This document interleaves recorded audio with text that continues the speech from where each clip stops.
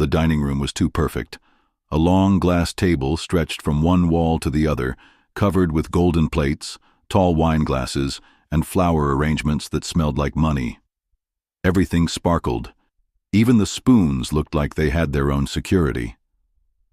I sat quietly at the far end, in a stiff suit Emily had bought for me last year. It didn't fit right anymore. It was Father's Day, my first one at her new in-laws mansion. Across from me, her husband Daniel laughed loudly with his father, Mr. Harrison, a tall, silver-haired man with a sharp face and eyes that looked like they were always judging. Emily stood up with a proud smile, holding 2 gift bags. "I have something special," she said. Her voice was light, excited. First, she walked over to Mr. Harrison. "Dad," she said sweetly, "this is for you." He opened the velvet box inside the gift bag. Silence. Then a soft gasp. His eyes widened. A Rolex. Gold and silver, with a shining black face and diamonds around the edge. The kind of watch you only see in magazines. Daniel stood and clapped. "Wow, Em, you did amazing." Mr. Harrison grinned and held up his wrist. "It's perfect. Truly perfect." Everyone clapped. Even the waiter standing in the corner smiled. Then Emily turned and walked over to me. My heart beat faster. I didn't need a Rolex. I just wanted her to look at me the way she just looked at him. She handed me a plastic bag, one of those clear ones from department stores. Inside was a rolled-up bundle. I pulled it out. Socks. Just plain socks. Gray. No wrapping paper. No card. There was even a red sticker still on them. $14.99. I looked up at her. She smiled awkwardly. "For when you go on your walks, I remember you always say your feet get cold." I nodded slowly, trying to smile. My hands were shaking just a little. I managed to say, "Thank you, sweetheart." But something in my chest tightened. It wasn't the gift itself. It was the way she looked past me, the way her voice changed when she spoke to them. Like I was a background character. Nobody clapped this time. Nobody said a word. For a second, the whole room was still. Emily leaned closer and whispered quickly, "Dad, I'll explain later, okay? Just not here." I nodded again. I didn't want to ruin the evening. I didn't want to embarrass her. So I sat there, socks on my lap, and watched Mr. Harrison sip his wine and check the time on his new Rolex, as if he already forgot who gave it to him. Later, as I left, Emily hugged me at the door. "I'll call you tomorrow," she said. But I didn't reply. When I got home that night, I placed the socks gently on the kitchen counter. I stared at them for a long time. It wasn't about money. I had never needed anything expensive. I had raised her with love, not luxury. When her mother died, I did everything to make sure she felt safe, valued, and heard. I never thought socks would be the thanks. The next morning, the socks were still on the counter, untouched, still rolled. And that red sticker? It stared at me like it was laughing. I didn't sleep much that night. Something had changed. And deep down, I knew. This wasn't just about gifts. This was about who my daughter was becoming. 3 months before that uncomfortable Father's Day dinner, I was sitting by the window of a small cafe not far from home. I always liked that spot, quiet, with soft music and the smell of cinnamon rolls in the air. Emily had asked to meet. "Just us," she said on the phone, "like old times." I had been looking forward to it all week. When she walked in, I stood up to hug her. She looked beautiful, hair done up nicely, a soft cream-colored dress, and those expensive shoes I'd only seen in magazines. But her smile, it didn't feel the same. She sat down and looked at me for a few seconds, quiet. Then she said, "Dad, I want to ask you something. About Daniel's family." I tilted my head. "What about them?" She sighed. "They're just different. You know? Everything's about image, about doing things the right way. And they're always watching, judging, especially his dad." I waited, letting her speak. She looked out the window and continued. He wants everything to be perfect. He talks about his legacy, about how Daniel needs to have a wife who can represent the family. I raised an eyebrow. Represent? You're not a brand. You're a person. She smiled faintly. I know, Dad. I know you raised me to be strong and real, and I am. But sometimes I have to adjust a little, you know? I didn't like the word adjust. Emily, I said gently, you don't have to prove anything to anyone. You've always been more than enough. She reached across the table and held my hand. Thank you. I needed to hear that. We talked for another hour, laughed a little, but when I hugged her goodbye, I felt something strange, like she was hugging me with half her heart. A week later, I got a phone call from an old family friend, Janice, from church. She worked at a luxury boutique downtown. Mark, she said, hesitating. I wasn't going to say anything, but I saw Emily last month. She bought a very expensive watch, a Rolex, said it was a gift for someone important, but then she used a store credit card. I think it was a loan. My stomach dropped. Are you sure it was her? Yes, Janice said. She looked stressed, like she didn't even want to be there.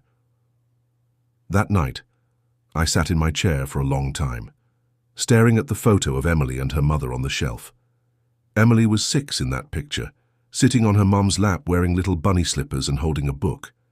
Her mother, Linda, always used to say, "This girl's going to grow up brave, not fake, not bent for the world." I walked over to the bookshelf and pulled out one of Linda's old recipe books. Tucked inside was a letter. I didn't even know it was there. It was written in Linda's handwriting, faded but strong. Mark, if you're reading this, I'm probably not around anymore. Please remind our daughter someday that she's more than clothes or names or families with money. She is ours. And that's enough. I read it twice, then again. Suddenly, those socks didn't feel like a small gift. They felt like a message, a loud one. One that said, I don't see you anymore. But I wasn't angry. Not yet. Just heartbroken. Because I was starting to wonder, was my daughter still in there somewhere? Or had she changed into someone else completely? A few days after Father's Day, Emily came by the house. She didn't call first, just knocked on the door around 5 in the evening. I was sitting in my armchair, flipping through an old photo album. When I opened the door, I saw her standing there, holding a paper bag and trying to smile. "Hi, Dad," she said softly. "I brought you some pastries. From that cafe you like." I stepped aside to let her in. "Thanks," I said. We sat at the kitchen table, the same table she used to do her homework on, the same one where she spilled juice and cried over math problems. She looked tired. Her eyes had bags under them, and her voice was quieter than usual. Still sweet, still careful, but something was off. She seemed smaller. She glanced around the kitchen like she hadn't been there in years. "Everything's the same." "It is," I said. "Didn't see a reason to change much." She nodded. "I miss it sometimes. This place feels safe." I wanted to ask her why she didn't come by more often, but I didn't. Instead, I offered her tea. As the kettle boiled, I noticed the dress she was wearing. It was a soft pink, made of silk, with tiny pearls on the collar. Fancy. Too fancy for a simple visit. "New dress?" I asked. She looked down at herself, then smiled. "Yeah. Daniel's mom helped pick it out. She said I should dress more refined when visiting the country club." I raised my eyebrow. "Didn't know you played golf." She laughed, but it sounded fake. "I don't. Not really. But they have dinners and events." I stirred my tea. "You comfortable there?" She hesitated, then said, "It's fine." We sat in silence for a minute. Then I reached into the drawer beside me and pulled out something I hadn't shown her yet. The socks, still in the plastic, still with the red sticker, $14.99. I set them on the table. She stared at them. "I just wanted to ask," I said gently. "Why?" Her hands folded tightly in her lap. "Dad, I didn't mean for it to come off like that. I wanted to keep things balanced. The watch. It was expected. Daniel's family is all about big gifts. I didn't want to start a scene. I waited. She added, "And I didn't think you'd care about gifts like that." "I don't," I said, "but I care about meaning." She looked down. I panicked. I felt stuck. I didn't want Mr. Harrison to think I was cheap, or worse, ungrateful.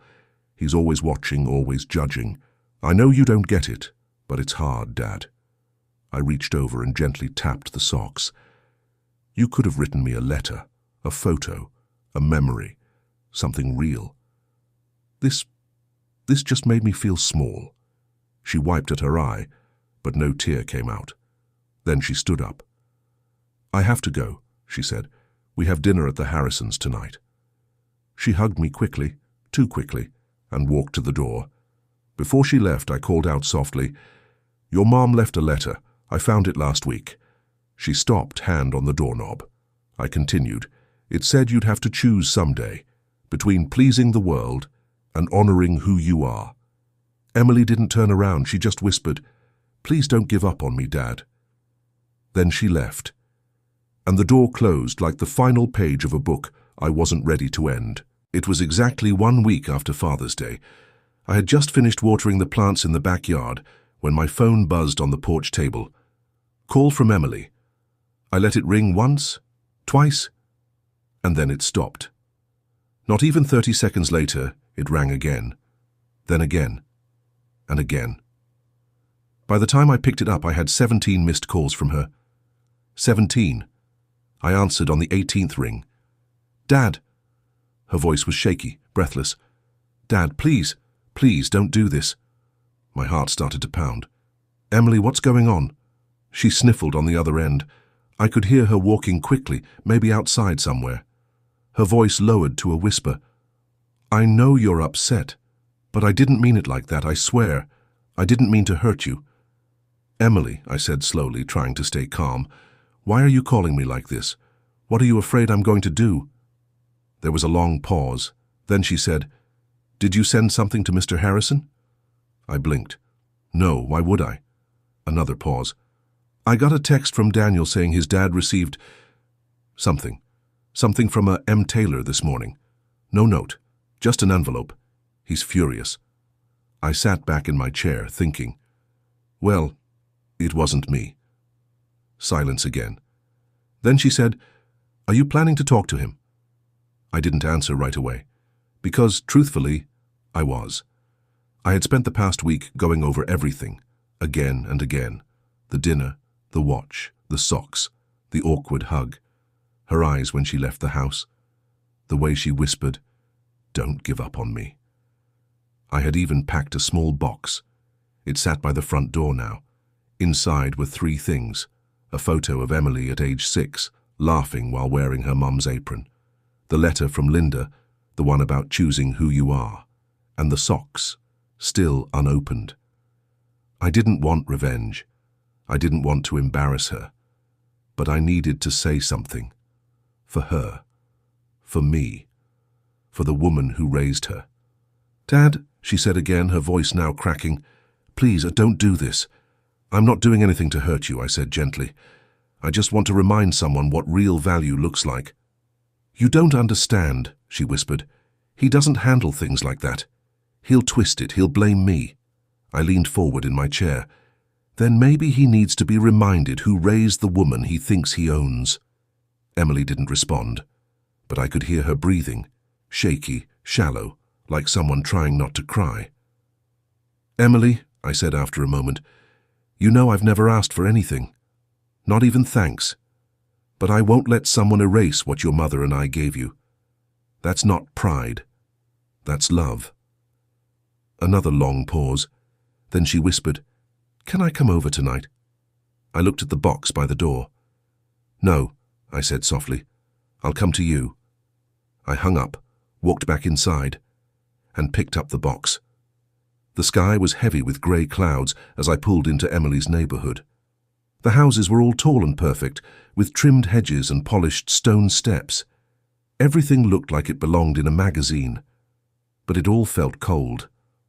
I parked in front of her home, a modern, clean-cut house with wide windows and no sign of life inside. I stepped out of the car with the small box tucked under my arm. "This wasn't about the money," I said, voice steady. "It was about feeling invisible. After everything your mom and I gave, all the nights without sleep, all the things we gave up, it felt like you chose another family, one that only sees your worth in price tags." Emily's shoulders dropped. "Dad," she said, voice cracking, "I was scared. I didn't want to disappoint them. They're always watching, always measuring. I didn't want to be the poor girl in their rich world." I nodded slowly. "I understand fear," I said, "but you can't lose yourself trying to fit into someone else's mirror." Suddenly, another voice broke in.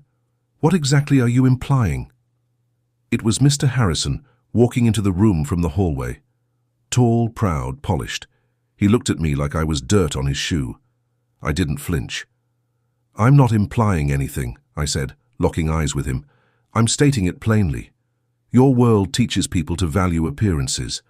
Ours taught Emily to value love. I think she's caught between the two." He scoffed. "You think love comes without cost? Without image?" "No," I said. "I think real love doesn't need to be proven with diamonds and debt." He opened his mouth to speak again, but Emily stepped forward. "Dad," she said softly, "I want to talk. Alone." Daniel looked shocked. Mr. Harrison looked annoyed. But Emily didn't care. For the first time in a long while, she sounded like my daughter again, and as we walked toward the backyard together, leaving that cold, golden room behind, I felt something I hadn't in weeks. Hope. The sun peeked through the grey clouds as we stepped into the backyard. The garden was neatly trimmed, the grass too green, like it had been painted. There was a little bench near a row of white roses. Emily walked over and sat down. I sat beside her. For a long time we said nothing. The quiet between us wasn't angry. It was full of everything we hadn't said. Then she spoke. "I was so afraid you'd stop loving me." I looked at her, surprised. "Emily," I said gently, "there's nothing you could ever do to make me stop loving you, but that doesn't mean I can't feel hurt." She nodded, eyes glossy. "When I bought the watch, I didn't even want to. I just felt like I had to. His family, they judge everything. The way I dress, the food I cook, even how I laugh." I stayed quiet, letting her pour it out. "They think I'm a project, like Daniel married down, and now I need to be fixed, and I've been trying to keep up. The right clothes, the right words, the perfect smile." She wiped a tear. "I got so caught up in it, I forgot who I was." She reached into her pocket and pulled out her phone. After fumbling with it for a second, she showed me a picture. It was of the watch, sitting on the dresser in a box. "I'm returning it," she said. "I haven't even given the store the final payment." I nodded slowly. "You don't need to explain that part. The gift wasn't what hurt me. It was being treated like I didn't matter." "I know," she whispered. Then she reached into her purse and pulled out something wrapped in brown paper. "I was going to give this to you weeks ago," she said. "But after Father's Day, I was scared you wouldn't want it." She placed it in my hand. I carefully unwrapped it. Inside was a small wooden frame, a photo of Emily and me, taken when she was about 10. I was carrying her on my shoulders. She had a giant cotton candy in one hand, and her other hand was pulling my ear like reins. Beneath the photo she had written in black marker, "My real hero, always." I swallowed hard. My throat was tight. "I'm sorry, Dad," she said. "I thought I had to become someone else to survive in this world. But the truth is, the more I tried to impress them, the more I lost the parts of me that mattered." I looked at her, really looked at her, and for the first time in a long while I saw my daughter again. Not the woman trying to fit into someone else's perfect world, but my Emily, strong, stubborn, kind, and full of heart. "You don't have to choose between love and pride," I said. "You can live with both, but never forget where you come from and who you are." She nodded. "I won't." We sat on that bench for a long time. The air felt lighter. The wind carried the scent of roses. And for once, the silence between us wasn't heavy. It was healing. She rested her head on my shoulder like she used to when she was little. "I missed this," she whispered. "So did I said. And inside, something settled. Not everything was fixed, but something broken had started to mend. It had been 2 weeks since that day in Emily's backyard. We hadn't spoken to Daniel's family since. Emily came over twice during that time, once for lunch and once just to help me clean out the garage. She wore jeans both times, no pearls, no makeup, just her. That version of her made my heart feel whole again. One afternoon, while we were sorting through old boxes in the garage, she found an old shoebox marked Dad's Treasures. Inside were tiny pieces of her childhood, drawings from 2nd grade, a birthday card she made with crayons that said, "You're better than Superman," and a button from her school play where she played a tree. She laughed and cried at the same time. "You kept all this?" "Every piece," I said. She looked down at the socks, now sitting neatly in the corner of the box, still wrapped. "You can throw those out," she said with a soft laugh. "I'm getting you something better." I shook my head. "No," I said. "I'm keeping them. They remind me of something important." She looked puzzled. "What?" "That even the people we love the most can forget us sometimes. But it doesn't mean they don't love us. It just means they need reminding." She reached over and squeezed my hand. "Thank you for not giving up on me, Dad." I didn't reply. I just smiled. The next Sunday, something unexpected happened. Daniel showed up at my front door. I opened it slowly, unsure of what he wanted. He held a small bag in one hand and looked nervous. "I just came to say something," he said. I stepped aside and let him in. He sat at the kitchen table, the same one where Emily once sat with juice stains on her shirt and cookie crumbs in her hair. Daniel placed the bag on the table and pushed it toward me.